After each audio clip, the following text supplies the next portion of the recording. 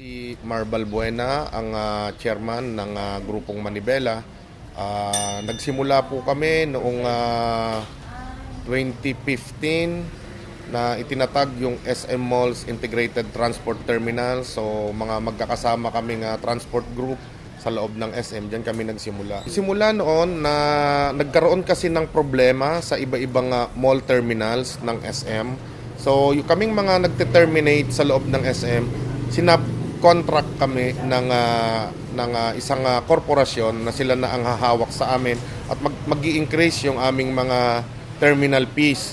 So dito kami nagsimulang itayo yung SM Malls Integrated Transport Terminals. At nung nagkaroon din kasi ng dispute dun sa pangalan with the SM Terminals, kaya kami nagbuo ulit ako ng isang pangalan, grupo na ito yung Manibela.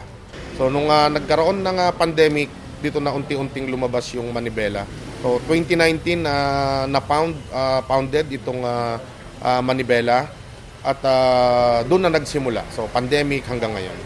So yung dito naman sa PUBMP, ang kaibahan niya ay kukunin yung ating mga prangkisa, isusurrender natin ito sa estado at ang ibibigay sa atin ay prangkisa na isang buo doon sa korporasyon o kooperatiba na mamumonopolyo na lamang.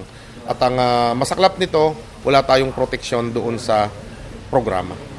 Marami ng pakikipaglaban ang ginawa natin na yung objectives natin na makapagpatuloy doon sa ating hanap buhay.